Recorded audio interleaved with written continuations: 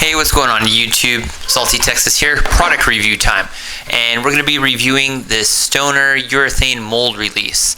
So I've seen a couple of other YouTube woodworkers use this on their epoxy projects to use it as a mold release so the epoxy doesn't stick to the bowl. And if you've been watching my channel for any amount of time, you know that I basically have to throw away all the molds that I use because most of the time the epoxy ends up sticking to the sides. So for instance here, one of these 2-quart buckets that you can pick up at a big box store, Lowe's, Home Depot, pretty much any of these paint buckets are pretty much made out of the same thing.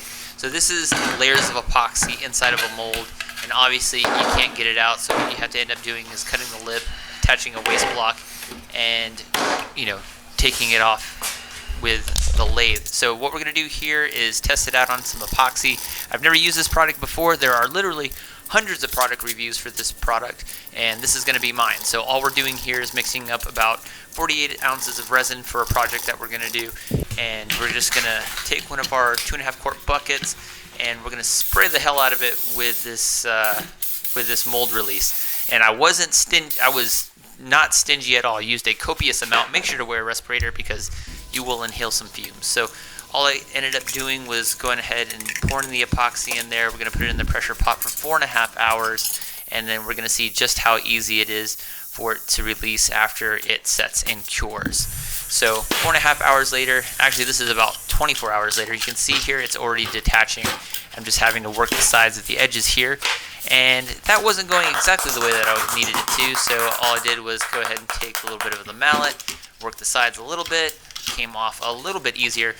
Now, this is a very slippery product, so the actual bowl that isn't covered in epoxy is kind of slick, and it's working the edges of the fingers there a little bit, so I'm having some trouble with the grip.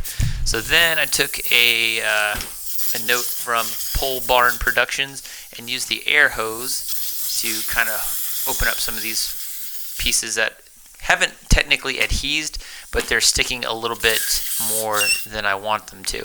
But I'm starting to make progress, so pretty happy with that.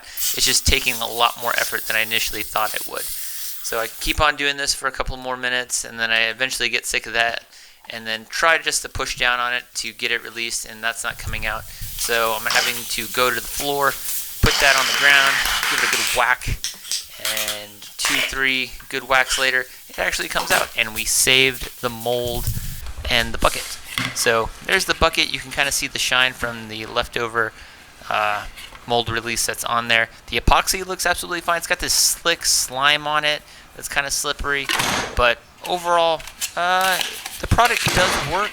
I probably just need to perfect the technique a little bit. Like I said, I wasn't too stingy with it, but I would say overall it will work. So if you're interested, you can pick it up on Amazon for about 18 bucks. So hope this was useful. Hope you liked the video. Peace.